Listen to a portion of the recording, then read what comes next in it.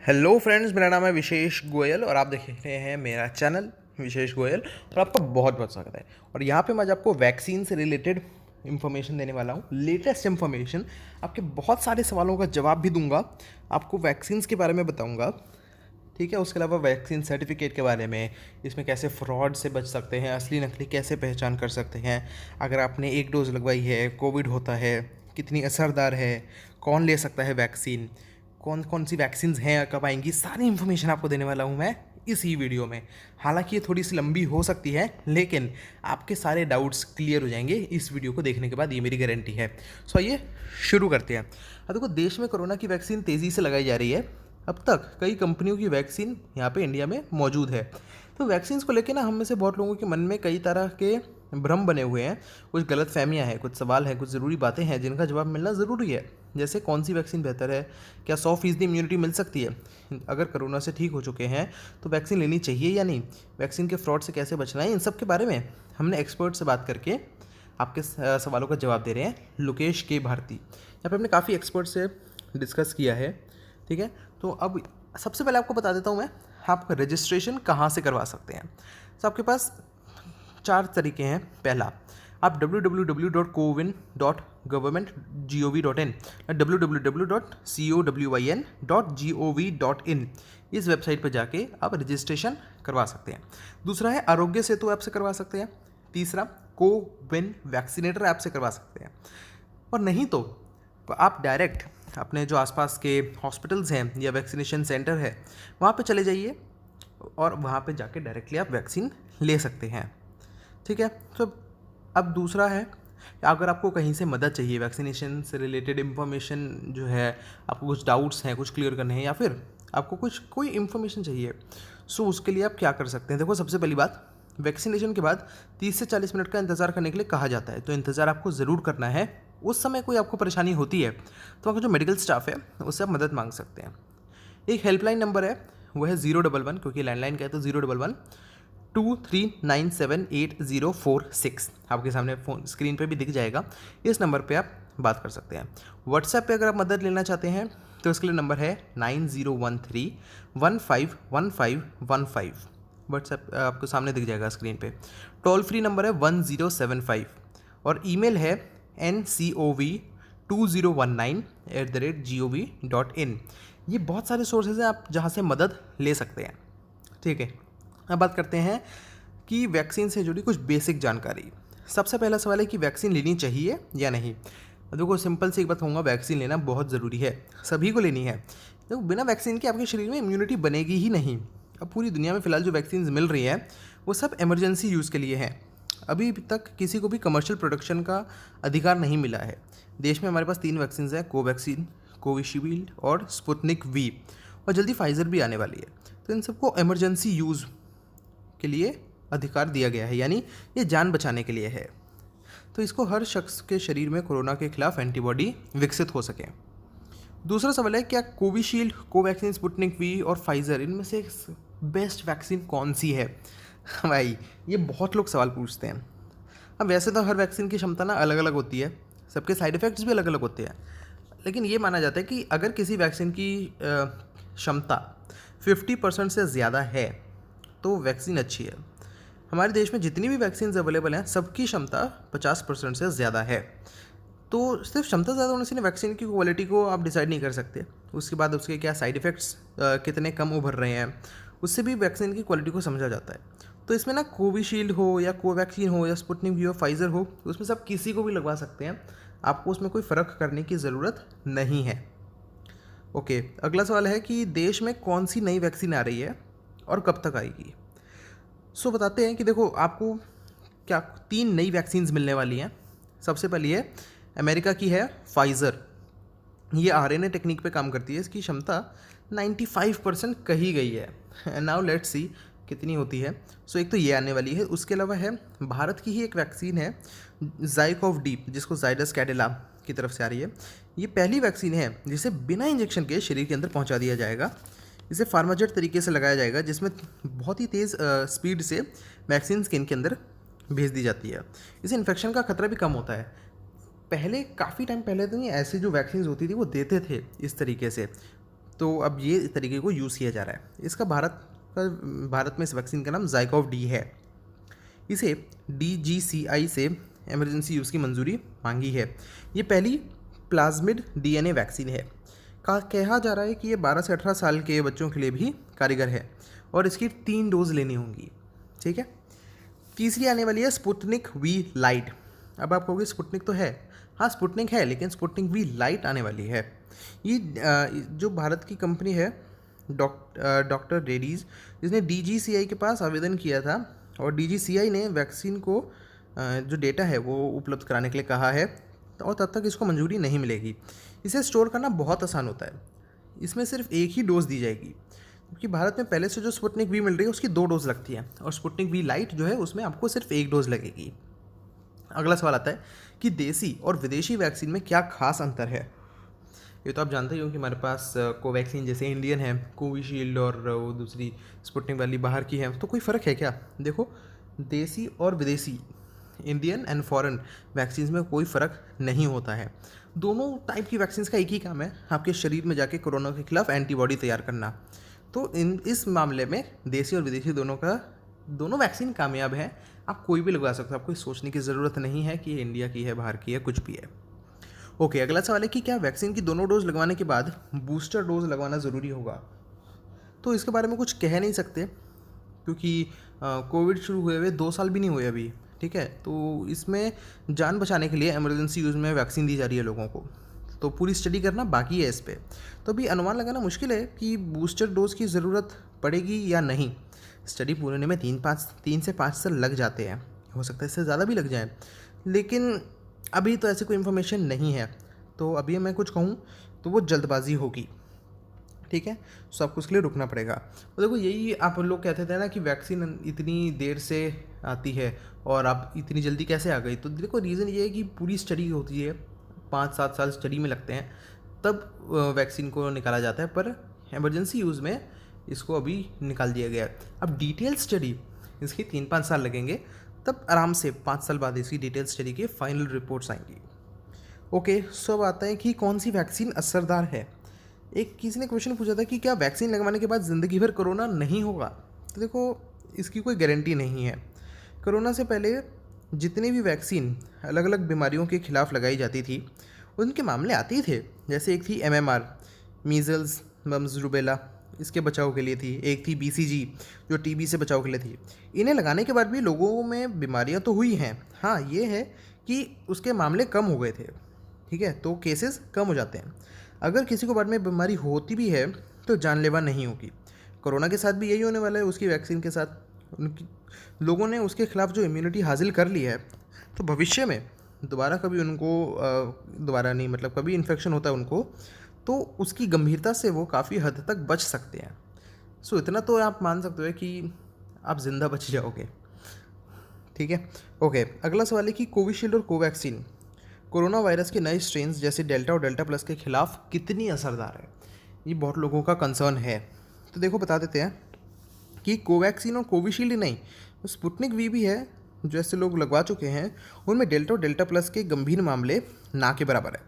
तीनों वैक्सीन इसके खिलाफ कारगर हैं।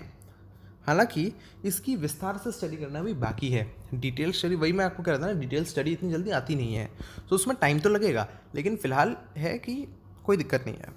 ठीक है, अगला सवाल है कि वैक्सीन लगवाने के कितने दिन बाद तक शरीर में इम्यूनिटी रहती है। तो देखो, कोविड को आए अभी 1.5 साल हुआ है और वैक्सीन आए हुए सिर्फ 6 महीने हैं। तो अभी तक जिनको वैक्सीन लगी है उनमें एंटीबॉडी की मौजूदगी देखी गई है। बीतते वक्त के साथ ये साबित हो जाएगा कि वैक्सीनेशन के बाद शरीर की इम्यूनिटी कितने दिनों तक रहती है। अगला सवाल है कि वैक्सीन लगवाने के बाद इम्यूनिटी कितने दिनों में विकसित होती है। तो देखो, वैक्सीन लगवाने के बाद चौथे या 5वें दिन जो अस्थाई एंटीबॉडी है, जिसको हम IgM कहते हैं, वो बननी शुरू हो जाती है। ये 15 से 20 दिन तक बनी रहती है। उसके बाद 15-20 दिनों के बाद स्थायी एंटीबॉडी, जिसे हम IgG कहते हैं, वो बनने लगती हैं। ठीक है, तो 4-5 दिन में आपकी IgM बननी वो 15-20 दिन तक रहती हैं, फिर उसके बाद IgG बनने शुरू हो जाती है। अगला सवाल है कि वैक्सीन की पहली डोज़ काफ़ी नहीं है क्या। देखो यार, इसके ना अभी वही बात फिर से कहूँगा, कोई विस्तार से स्टडी हुई नहीं है, लेकिन देखा गया है कि कुछ लोगों में पहली डोज के बाद भी एंटीबॉडी विकसित हो जाती है, तो कुछ ऐसे भी लोग हैं जिसमें दूसरी डोज के बाद विकसित होती है। तो इसलिए फ़िलहाल तो दोनों डोज लगाना ज़रूरी है। अगला सवाल है कि वैक्सीन 100% असरदार क्यों नहीं है। आज तक मैं आपको बता रहा हूँ, आज तक दुनिया में ऐसी कोई वैक्सीन बनी ही नहीं जो 100% असरदार हो। वैक्सीनेशन के बाद इम्यूनिटी की स्थिति क्या होगी, ये बहुत डिपेंड करता है उस इंसान के शरीर पर। आपको वैक्सीन लगी है तो डिपेंड करता है आपके शरीर पर। अगर आपके पास काफ़ी गंभीर बीमारी हो गई आपको, जैसे कैंसर हो गया, किडनी की बीमारी हो गई, ऑर्गन ट्रांसप्लांट हुआ हो, डायबिटीज़ के पुराने मरीज़ हों, शुगर काबू में ना हो, एलर्जी के गंभीर मरीज़ हों, तो ऐसे लोगों में ना वैक्सीन के बाद भी इम्यूनिटी कमज़ोर होती है, एंटीबॉडी भी कम बनती हैं। स्वास्थ्य शरीर में वैक्सीन कारगर रहती है। अगर आप हेल्दी हैं तो वैक्सीन बहुत अच्छी इफ़ेक्टिव रहेगी। एक सवाल है कि वैक्सीनेशन के बाद, ये बहुत पॉपुलर क्वेश्चन है, कि वैक्सीनेशन के बाद आईजीजी एंटीबॉडी टेस्ट कराकर देखना चाहिए कि एंटीबॉडीज़ बनी है या नहीं। बहुत लोग करवाते हैं ये टेस्ट, ये चेक करने के लिए उनके अंदर एंटीबॉडीज़ हैं या नहीं। यार, अब इम्यूनिटी ना आपके शरीर में दो तरीके से बनती है। पहली होती है ना दिखने वाली, ये सेल्यूलर लेवल पर होती है। मतलब ये कि इसी तरीके की इम्यूनिटी को वैक्सीनेशन के बाद भी आईजीजी एंटीबॉडी टेस्ट नेगेटिव आ सकता है। लेकिन जो इम्यूनिटी जहाँ पे बन रही है वो ना कोशिकाएं जो हैं वायरस के आकार प्रकार को याद कर लेती हैं। इसमें शरीर को इम्यूनिटी देने वाले जो टी हेल्पर सेल हैं और टी किलर सेल हैं वो अहम भूमिका निभाते हैं। ये जो सोलर वायरस है ये अपनी मेमोरी में स्टोर करती है। भविष्य में जब भी आपके शरीर में वायरस आता है तो एंटीबॉडी बनने लगती है और वायरस को ख़त्म कर देती हैं। तो इसलिए वैक्सीन लेने के बाद या कोरोना से ठीक होने के बाद भी अगर किसी का एंटीबॉडी टेस्ट नेगेटिव हो तो परेशान नहीं होना चाहिए। दूसरा तरीका होता है दिखने वाली इम्यूनिटी। तो वैक्सीनेशन के बाद इनका आईजीजी टेस्ट पॉजिटिव आता है, मतलब उनके अंदर एंटीबॉडीज़ दिखती हैं। तो वैक्सीन लेने के 20 से 25 दिन में टेस्ट करा सकते हैं। वैसे मैं कहूँगा कोई ज़रूरत नहीं है यार, क्योंकि अगर आपका टेस्ट में वो नेगेटिव आता है कि एंटीबॉडीज़ नहीं है तो आप परेशान हो जाओगे, जबकि आपकी पहली कैटेगरी की एंटीबॉडी हुई तो फिर क्या। ठीक है, तो क्यों कराना है, क्या करोगे, जान के छोड़ो ना। ओके, अगला सवाल है कि अगर आपको सिर्फ एक ही डोज लग पाती है, अगर किसी को वैक्सीन की पहली डोज लग गई है लेकिन दूसरी डोज नहीं मिल पा रही, तो क्या वो दूसरी डोज छोड़ दे कि चलो छोड़ो कौन लगवाए। यार, कुछ दिन पहले तक ना ये सवाल वाजिब हो सकता था कि वैक्सीन नहीं मिल पा रही है, लेकिन अब ऐसा नहीं है। फिलहाल वैक्सीन की जो क्वांटिटी उपलब्ध है ना वो कम नहीं है। अगर दूसरी डोज छोड़ने की बात है तो ऐसा बिल्कुल मत करना। बिल्कुल मत करना भाई। कोरोना के खिलाफ अगर आपको अच्छे से इम्यूनिटी चाहिए तो दूसरी डोज लगवाना भी ज़रूरी है। पहली डोज तो लगवानी है, दूसरी भी लगवानी है, छोड़ना मत। अगला सवाल किसी ने पूछा कि अगर कोई शख्स सरकार की ओर से तय वक्त में वैक्सीन की दूसरी डोज नहीं ले पाता है तो क्या उसे फिर से पहली डोज लेनी पड़ेगी। नहीं यार, ऐसा नहीं है। मतलब इनका कहने का मतलब है कि अगर जैसे आपको कहा गया है कि आपको दूसरी डोज 50 दिन में लेनी है, तो अगर वो 50 दिन के अंदर अंदर दूसरी डोज नहीं ले पाता तो क्या पहली डोज लेना दोबारा पहली डोज लेनी पड़ेगी। ऐसा नहीं होता। अब जैसे वैक्सीनेशन है उसको हमें प्राथमिकता पर रखना चाहिए। वैक्सीन आने वाले समय में शरीर की सेहत, सामान्य कामकाज और यात्राओं के लिए पासपोर्ट पर भी काम भी करेगी। तो सरकार ने जिस वैक्सीन के लिए जो समय सीमा निर्धारित किया है उसी में वैक्सीन लगवानी चाहिए ताकि शरीर को सही तरीके से इम्यूनिटी मिल सके। उन्होंने ये क्यों कहा है कि इतने दिनों में आपको दूसरी डोज लगनी चाहिए, क्योंकि उसमें बेस्ट रिजल्ट्स मिलते हैं, आपको अच्छे रिजल्ट्स मिलते हैं। ये नहीं है कि आपने 5 दिन लेट हो गए तो आपको फर्स्ट डोज दोबारा लगवानी पड़ेगी, ऐसा नहीं है। बट कोशिश करो जो टाइम लिमिट है उसके अंदर अंदर आप सेकेंड डोज लगवा लो। ओके, किसी ने पूछा कि अगर किसी को वैक्सीन की दूसरी डोज के लिए स्लॉट और डेट मिल गया था लेकिन इतने में ही उसे कोविड हो गया तो क्या उसे दूसरी डोज कब लेनी चाहिए। इस सवाल में एक बात तो साफ है कि उस शख्स ने पहली डोज ले ली थी तो दूसरी डोज लगवाने से पहले ही उसको कोरोना हो गया। तो ऐसे में कोरोना से उबरने यानी उसके लक्षण ख़त्म होने के बाद, जैसे 15 दिन के अंदर लक्षण ख़त्म हो जाते हैं तो उसके बाद 3 महीने का गैप रखना चाहिए। ठीक है, तो पहला लक्षण आया तो अगर उसको जोड़ दें तो 90 दिन प्लस 15 दिन 105 दिन, आपको जिस दिन कोविड हुआ उसके 105 दिन बाद आप वैक्सीन ले सकते हैं अपनी दूसरी डोज। तो अब एक ने सवाल पूछा कि कोवैक्सीन कम मात्रा में बन रही है, दूसरी डोज के लिए वैक्सीनेशन ही नहीं मिल रहा है, तो दूसरी डोज किसी और वैक्सीन की लगवा लें। ऐसा बिल्कुल मत करना। कोवैक्सीन पहले जितनी मात्रा में बन रही थी अभी भी उतनी मात्रा में बन रही है। पहले जिस जगह कोवैक्सीन लगवाई थी वहाँ पर फिर से आपको कोवैक्सीन मिलने की गुंजाइश है। अभी तक सरकार ने दोनों वैक्सीन दो अलग अलग कंपनियों के लगवाने के बारे में नहीं कहा है। मतलब अभी ऐसा कुछ अप्रूवल हुआ नहीं है कि आप दोनों डोज अलग अलग वैक्सीन की लगवा सकते हो। फिलहाल तो आपको एक ही कंपनी की लगवानी पड़ेगी। ठीक है। अब किसको वैक्सीन नहीं लेनी चाहिए? किसी ने पूछा कि अगर कोई शख्स कैंसर, डायबिटीज़ या हाइपरटेंशन से पीड़ित है और दवाइयाँ ले रहा है तो क्या उसे वैक्सीन लगवानी चाहिए? देखो, सभी को वैक्सीन लेनी चाहिए, चाहे वो कैंसर का मरीज़ हो, डायबिटीज़ का हो, हाइपरटेंशन, हार्ट, किडनी या किसी भी बीमारी का हो। वैक्सीन तो उसको लेनी है। अगर मन में कोई भी डर है तो आप अपने डॉक्टर से बात कर सकते हैं और ज़रूर करना। अगर किसी को एलर्जी है, कि गंभीर समस्या है, तो उसे वैक्सीन नहीं लेनी है। एलर्जी की गंभीर परेशानी का मतलब हो कि एलर्जी की परेशानी शुरू होने पर पहला, शरीर पर चकत्ते हो गए हों, दूसरा बीपी लो हो गया हो, तीसरा सांस लेने में परेशानी हो। एलर्जी की वजह से तीनों लक्षण मरीज में उभरते हों तो वैक्सीन नहीं लेनी चाहिए और अपने डॉक्टर से बात करनी चाहिए। ठीक है, आपको बात करना ज़रूरी है। अब किसी ने कहा कि किसी शख्स में कोरोना के लक्षण है तो उसे वैक्सीन लेनी चाहिए। अगर किसी में कोरोना के लक्षण दिखते हैं तो उसे पहले कोरोना का इलाज करवाना चाहिए। पहले उसे पता तो चले कि कोविड है उसे या नहीं। अगर कंफर्म हो जाता है कि है फिर तो अपने आप को ठीक करे, 15 दिन आइसोलेशन में रहे, फिर लक्षण जानेंगे 3 महीने के बाद वो वैक्सीन ले सकता है। अगर नहीं है कोविड फिर तो ले लो, कोई दिक्कत नहीं है। दरअसल कोरोना होने के बाद ना शरीर की इम्यूनिटी कमज़ोर हो जाती है, तो फिर वैक्सीनेशन का ना ज़्यादा फ़ायदा ही नहीं होगा। आपकी इम्यूनिटी कमज़ोर हो गई, उस टाइम पे आप अपनी इम्यूनिटी में और एंटीबॉडीज़ बनवा रहे हो, सो इतना फ़ायदा नहीं होगा। तो 3 महीने का टाइम दो, इम्यूनिटीज़ आपकी ठीक हो जाएंगी, फिर आप एंटीबॉडीज़ बनवा लो। ठीक है ना। अगला सवाल है कि बच्चों के लिए वैक्सीन कब तक आएगी और ये कब तक उपलब्ध होगी? देखो, अभी तक कोरोना का असर बच्चों पर कम पड़ा है। बहुत ही कम मामलों में बच्चों की स्थिति गंभीर हुई है। फिर भी बच्चों को कोरोना से तो बचना है ही, इसके लिए कई कंपनियां काम कर रही हैं। हमारे देश में जायडस कैडिला 12 से 18 साल तक के बच्चों के लिए वैक्सीन ला रही है। उम्मीद है कि अगस्त तक आ जाएगी। वहीं भारत बायोटेक वो भी बच्चों के लिए वैक्सीन ला रहे हैं। ये 2 से 18 साल के बच्चों के लिए है। ये सितंबर तक मिल सकती है। सितंबर तक तो यार थर्ड वेव आ जाएगी। चलो कोई नहीं, जब आएगी तब दिलवा देना बच्चों को वैक्सीन। एक और सवाल है, नेज़ल वैक्सीन कब तक आ सकती है? देखो, नाक से दी जाने वाली वैक्सीन, जैसे नोज़ल स्प्रे होता है ना, उस टाइप से जो वैक्सीन है आ तो वो भी सकती है। WHO के मुताबिक अभी पूरी दुनिया में 7 कंपनियां जो नेज़ल वैक्सीन पे काम कर रही हैं। भारत बायोटेक की नेज़ल वैक्सीन अक्टूबर तक आ सकती है। इसके अलावा कोविशील्ड भी नेज़ल स्प्रे ला सकती है। सो नेज़ल स्प्रे भी आ सकता है, पर कब आएगा वही है यार कि अभी टाइम तो लगेगा ही। इसके बाद है कि वैक्सीन असली है या नकली, इसकी पहचान कैसे करें?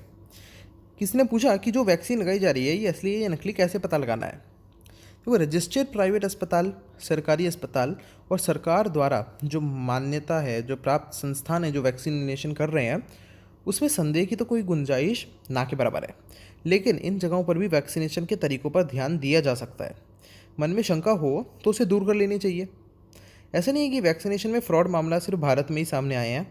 ऐसी घटना अमेरिका, चीन, पोलैंड, मैक्सिको में भी हुई हैं। ये घटना कैंप लगाकर दी जाने वाली वैक्सीन मामलों में ज़्यादा हुई है कि लोग कैंप लगाते हैं ना वैक्सीन के, उसमें ऐसे घपले ज़्यादा होते हैं। अगर किसी कैंप में ये कहा जाता है कि आप अभी अपना मोबाइल नंबर और आधार नंबर दे दें, बाद में वैक्सीनेशन का मैसेज आएगा तो अलर्ट हो जाएं। अगर बाद में किसी का नाम या उनसे जुड़ी ऑनलाइन अपलोड करने में गलती हुई तो सर्टिफिकेट भी गलत आएगा। देखो, दरअसल ना कोरोना के खिलाफ जंग में वैक्सीनेशन काफ़ी अहम है। इसके लिए वक्त ज़रूर निकालना चाहिए। बेहतर होगा कि रजिस्ट्रेशन करवाकर स्लॉट ले लें और किसी अच्छे सरकारी या प्राइवेट अस्पताल या सरकारी वैक्सीनेशन सेंटर पर जाकर वैक्सीनेशन करवाएं। वायरल देखकर भी असली नकली की पहचान कर सकते हैं। वायरल नहीं, वायल। देखो, किसी वैक्सीन की जो बॉटल होती है, अगर वो पुरानी सी लगे या उसको आपको लगे कि यह दोबारा पैक तो नहीं करी गई है, तो आप सचेत हो जाना। उस पर मैन्युफैक्चरिंग डेट होती है, एक्सपायरी डेट होती है। अगर वो आपको सही से नहीं दिख रही है, मिटी हुई सी है, तो फिर आपको थोड़ा शक करने की ज़रूरत है। वैक्सीनेशन के दौरान इन बातों का आपको ध्यान रखना है। जहाँ वैक्सीन लेने गए हैं वहाँ पर अगर हेल्थ वर्कर ने वायल से, यानी अपनी जो बॉटल है, शीशी है, उसे वैक्सीन निकालकर पहले ही सिरिंज में भर दी हो तो आपके मन में कोई संदेह हो तो आप उसे सामने से भरने के लिए कह सकते हैं कि मेरे सामने इसमें भर। जो मेडिकल स्टाफ वैक्सीन लगा रहा है उसकी ये जिम्मेदारी है कि वह अपना नाम और जिस कंपनी की वैक्सीन लगाई जा रही है वो आपको उसकी जानकारी दे। मोबाइल पर जब मैसेज से वैक्सीनेशन की जानकारी आती है तो मेडिकल स्टाफ ने जो जानकारी दी है उसे मिलान कर लें, मतलब देख लें। अगर आपको लगता है कोई डिफरेंस है दोनों इन्फॉर्मेशन में तो वहाँ से स्टाफ से ज़रूर बात करना। कोवैक्सीन, स्पुतनिक वी और कोविशील्ड वैक्सीन को रखने के लिए 2 से 8 डिग्री सेल्सियस तापमान ज़रूरी होता है, लेकिन फाइज़र वैक्सीन को -40 डिग्री सेल्सियस तापमान पर रखना होता है।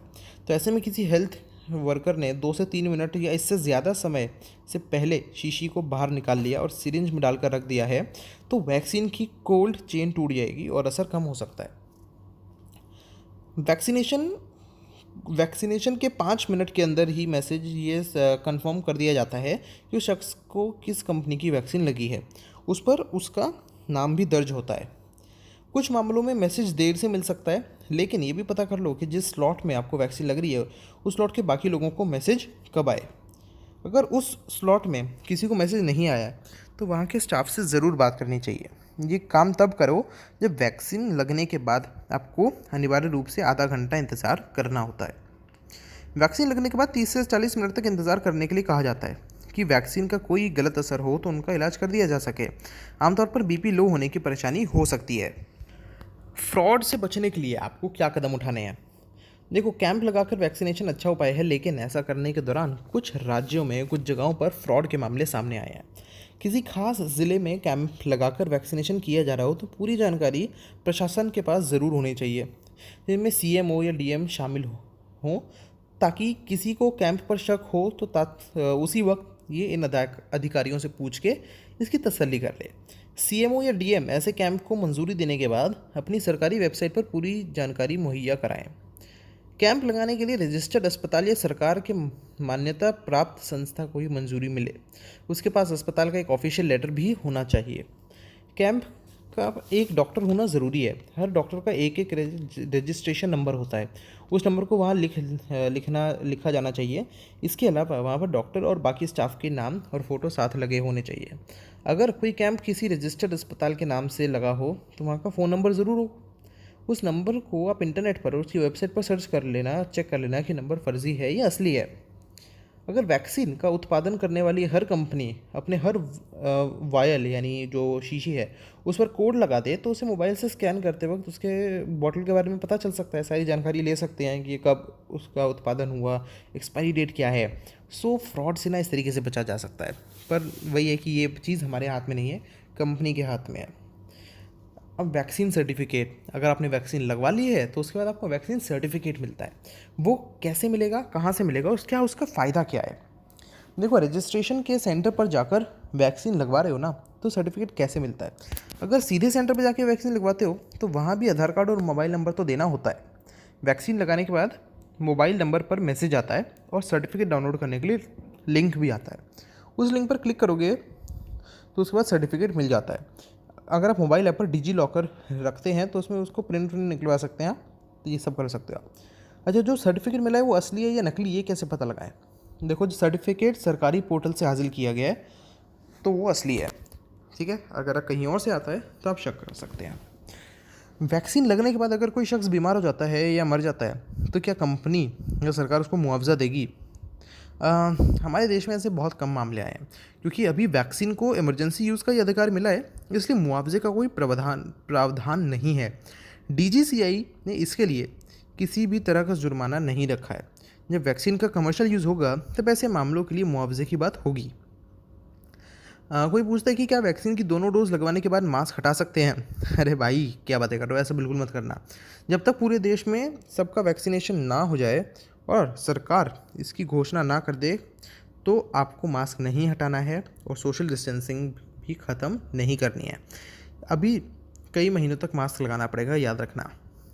ओके, अगला सवाल है कि अगर किसी को अलग अलग कंपनी की वैक्सीन की एक एक डोज लग जाए तो क्या होगा? कुछ देश एक्सपेरिमेंट के तौर पर अलग अलग वैक्सीन लगा रहे हैं, इसका क्या नतीजा रहा? देखो, इस तरीके के प्रयोग भी हो रहे हैं, अपने देश में भी गलती से ऐसे मामले सामने आए हैं, लेकिन ऐसे लोगों पर अभी तक कोई खास बुरा असर देखने को नहीं मिला है। सीधे कहें तो आंकड़े आने में वक्त लगेगा, इनका नतीजा बाद में क्या होगा इस बारे में अभी से कुछ कहा नहीं जा सकता। इसलिए जिस कंपनी की पहली डोज़ की वैक्सीन लगी है उसी कंपनी की दूसरी डोज़ भी लगवानी चाहिए आपको। अब लास्ट में सबसे खास बातें मैं आपको बता देता हूँ। कोविशील्ड वैक्सीन की दूसरी डोज़ आपको 12 से 16 हफ्ते के गैप पर लेनी चाहिए। कोवैक्सीन की दूसरी डोज़ आपको 4 से 6 हफ्ते के गैप पे लेनी चाहिए। स्पुतनिक वी की दूसरी डोज़ आपको 4 से 6 हफ्ते का गैप होना चाहिए। स्पुतनिक वी लाइट जब उसको मंजूरी मिल जाएगी उसके बाद आपको सिर्फ एक ही डोज़ लगेगी। डोज़ लगने की बात कही गई है, ठीक है, ऐसा कहा जा रहा है कि एक ही डोज़ लगेगी। जाइडस कैडिला की वैक्सीन जो है ज़ाइकोव डी, वो कोरोना की पहली ऐसी वैक्सीन होगी जिसे लगाते हुए सुई का इस्तेमाल नहीं किया जाएगा। अगर आप प्रेग्नेंट हो मतलब औरत अगर कोई औरत प्रेग्नेंट है या दूध पिलाने वाली माँ है तो वो भी कोरोना की वैक्सीन लगवा सकती है। अच्छा दोस्तों, आपको मैं एक लेटेस्ट खबर दे दूं कि जो मॉडर्ना की वैक्सीन है वो इसी हफ्ते आ रही है। अब जो दवा कंपनी मॉडर्ना है उसने भारत में अपनी कोविड वैक्सीन सप्लाई करने के लिए सिप्ला कंपनी को से करार किया है। ईटी नाउ की रिपोर्ट के मुताबिक कंपनी की ये वैक्सीन इसी हफ्ते भारत पहुंच सकती है और मिड जुलाई तक कुछ सरकारी अस्पतालों में इसकी डोज देने की शुरुआत हो सकती है। मामले से जुड़े सूत्रों ने बताया है कि अभी ये बड़े शहरों के अस्पताल में ही रहेगी क्योंकि इसे लंबे समय तक स्टोर करके रखना है और इसके लिए -20 डिग्री सेल्सियस फिर रखने की ज़रूरत होती है, ठीक है। तो इसलिए ये बहुत लिमिटेड जगह पे आपको मिलेगी। तो दोस्तों बस इस वीडियो में इतना ही था। उम्मीद है कि आपकी वैक्सीन से रिलेटेड जितने भी डाउट्स थे वो सारे सॉल्व हो गए होंगे। वैक्सीन से लेटेस्ट इन्फॉर्मेशन के लिए आप मेरे चैनल को सब्सक्राइब करके बेल आइकन को दबा दीजिएगा और इसके अलावा कोई भी अपडेट होता है लेटेस्ट तो मैं आपको नीचे पिन्ड कमेंट में दे दूंगा। वीडियो पसंद आई है तो इसे लाइक करो, सबके साथ शेयर कर दो, सबको ये इन्फॉर्मेशन पहुँच जानी चाहिए। मैं मिलता हूँ आपसे अपनी अगली वीडियो में, तब तक के लिए tata bye bye and thank you.